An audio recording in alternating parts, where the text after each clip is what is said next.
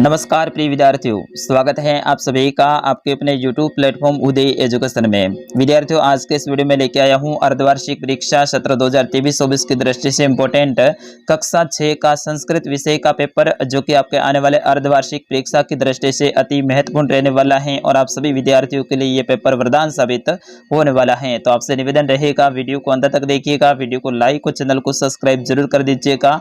विद्यार्थियों, ये वीडियो कोई लंबा नहीं होगा, लेकिन पूरा का पूरा पेपर में आपको बताने वाला हूं और इनमें से ज्यादातर प्रश्न आपके आने वाले अर्धवार्षिक परीक्षा में पूछे जाएंगे। तो बिल्कुल आप इस वीडियो को अंत तक देखिएगा, कोई भी विद्यार्थी बीच में वीडियो को छोड़ के न जाए। सबसे पहले देखिए, आपके सामने निर्देश दे रखे हैं कि सभी प्रश्न हल करने अनिवार्य हैं।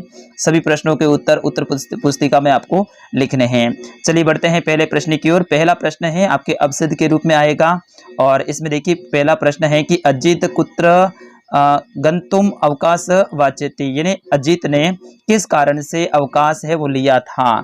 तो अजित ने किस कारण से अवकाश लिया था? ग्रहम यानी ग्रह के घर के कार्य के लिए, क्षेत्रम यानी कोई अलग क्षेत्र के लिए, यात्राम यानी यात्रा करने के लिए। तो अजित है, इसने ग्रह कार्य होने के कारण उन्होंने अवकाश लिया था, यानी घर के कार्य के लिए लिया था। तो ऑप्शन नंबर क रहेगा इसका सही आंसर। अगला प्रश्न है कि गगने इति पदे का विभक्ति, यानी गगने जो पद हैं इसमें कौन सी विभक्ति है?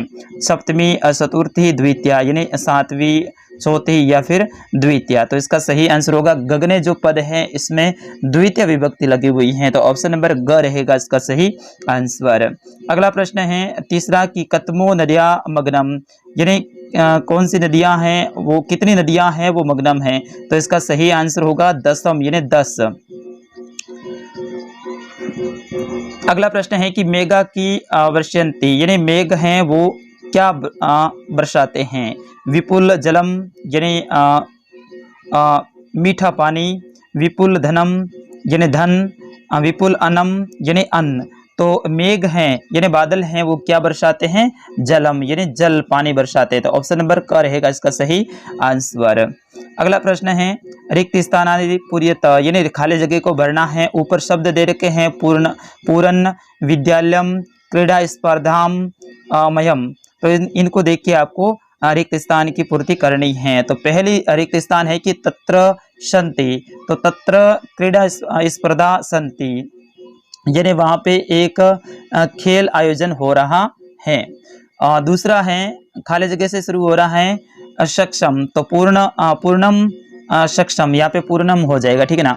इसी तरह से अगले जो आपके रिक्त स्थान है उसको देखिए, सातवां खाली जगह से ही शुरुआत हो रही है। चलचित्रम रोचते, तो मयम चलचित्रे रोचते, इसका मयम हो जाएगा। और आठवीं है कि वयम खाली जगह गच्छाम, तो वयम विद्यालयम गच्छाम, यानी हम वह विद्यालय जा रहे हैं। अगला है कि एक पदेन उत्तरत, यानी एक पद के रूप में आपको उत्तर देना है, एक शब्द के रूप में आपको उत्तर देना है। तो नवा प्रश्न है कि वृक्षा की रचयति, यानी वृक्ष हैं वो क्या रचते हैं? तो ज्यादातर वृक्ष होते हैं वो वनम रचयति, यानी वन को रचते हैं, यानी वन को बनाते हैं। तो वनम हो जाएगा।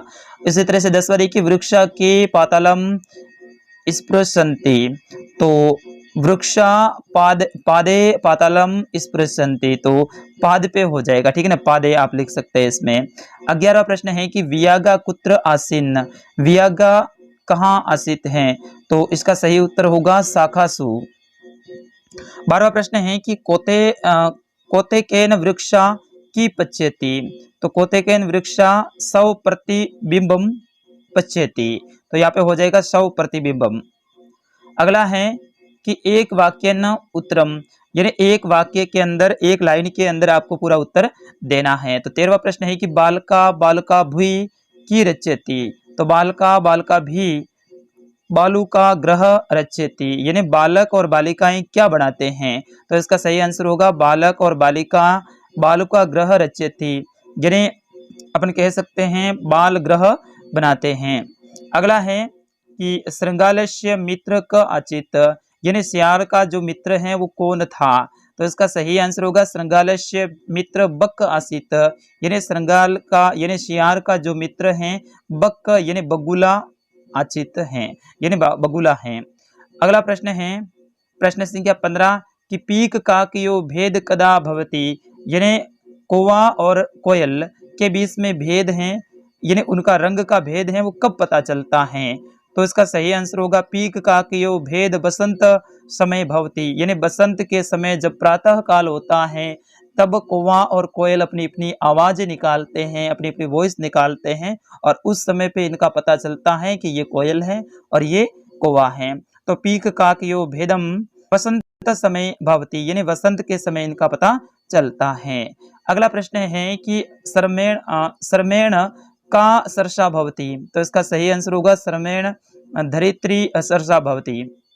अगला प्रश्न है, आपके किताब में से आपके लिए 2 श्लोक आएंगे, यानी 2 श्लोक आपको लिखना है। तो आपकी किताब में जितने भी श्लोक हैं उन श्लोकों को याद कर लीजिएगा।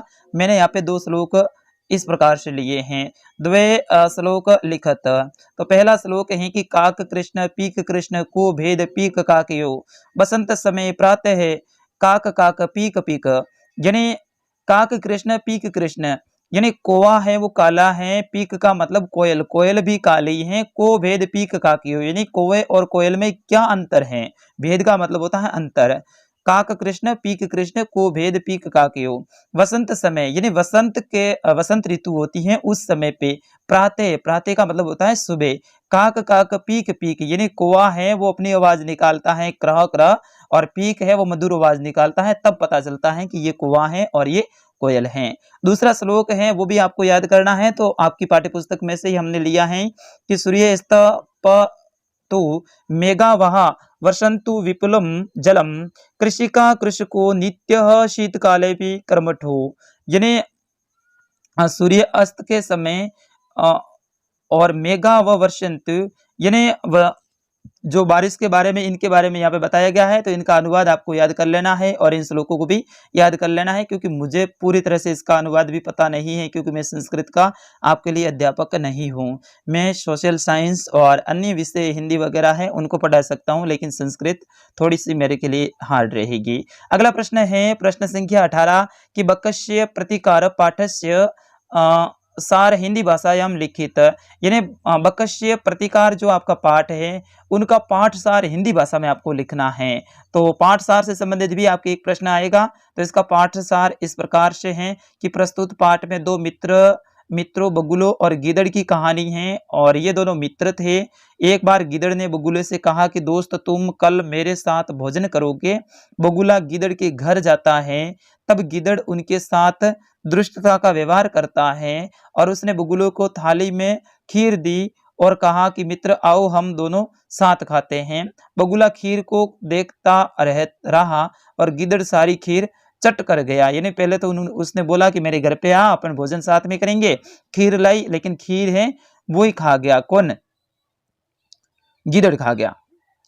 उसी का बदला बगुला उसके साथ दुष्ट व्यवहार करके लेता है। वह गिदड़ को अपने या भोजन पर बुलाता है और गिदड़ की सुराही में खीर देता है। गिदड़ खीर खा नहीं पाता है और बगुला सोच से खीर खा जाता है। शिक्षा है कि दुर्व्यवहार का फल दुखदायी होता है, अतः सुख चाहने वाले मनुष्य को सदैव श्रेष्ठ व्यवहार करना चाहिए। इस तरह से इसका भावार्थ था। फिर उसके बाद में 19वां प्रश्न है कि ज्येष्ठ भ्रातु विवाया प्रसंगे अवकाशार्थम प्रार्थना पत्रम लिखत, यानी आपके बड़े भाई की शादी है और उस कारण से विवाह में आपको रहना है, इस कारण से छुट्टी के लिए आपको प्रार्थना पत्र लिखनी है अपने प्रधानाध्यापक को। तो मंसूजा दे रखी है, यानी आगे जो शब्द दे रखे हैं रिक्त स्थान की पूर्ति करनी है, इनमें से 60 के आपको लेना है। इति माम अवकाशम महोत्सवे अतः अयम इदम यत पंचमे, यानी 5 दिन की छुट्टी चाहिए। ज्येष्ठ भ्रातु, इस तरह से, तो यहाँ पे इस तरह से आपको एप्लीकेशन में भरना है, ठीक है ना। तो पहले में आ जाएगा कि इदम अस्ति, निवेदनम इदम अस्ति यत अस्य मासे, यानी इसी महीने 5वें दिनांक यानी 5 तारीख को मम ज्येष्ठ भ्राता विवाह भवति, यानी मेरे बड़े भाई का विवाह है। अयम अपि तस्मिन, यानी इस कारण से मैं महोत्सव सम्मिलित भविष्यामि, यानी इस कारण से मैं उस महोत्सव, उस विवाह उत्सव में शामिल होऊंगा। अतः दिन त्रयस्य, यानी 3 दिनों के लिए अवकाश अवकाश दत्वा यानी अवकाश देने की कृपा करा। इस तरह से आपको इनके ये रिक्त स्थान में पूर्ति करनी है। फिर उसके बाद में आपको निबंध लिखना है। अस्माकम विद्यालय यानी हमारा विद्यालय, तो उसमें आपको इस तरह से लिखना है कि अस्माकम विद्यालय नगरात बहु और मध्य प्रदेश अस्ति अश्य नाम राजकीय आदर्श उच्च माध्यमिक विद्यालय अस्ति, यानी आपको जो अपने विद्यालय का नाम है वो लिखना है और अपने विद्यालय के बारे में इस तरह से संस्कृत में निबंध लिखना है। तो विद्यार्थियों ये था कक्षा 6 का संस्कृत विषय का पेपर। मैं आशा करता हूँ आप सभी को पसंद आया होगा। इसे ज़्यादा से ज़्यादा शेयर कीजिएगा और अगला कौन से विषय का पेपर चाहिए वो भी आप जरूर कमेंट करके बताइएगा। हिंदी का पेपर ऑलरेडी मैंने अपलोड कर रखा है, उसको भी आप जरूर देखिएगा। मिलते हैं अगले वीडियो में, तब तक के लिए आपके अपने सर उदय सर को दीजिएगा आज्ञा। नमस्कार, जय हिंद।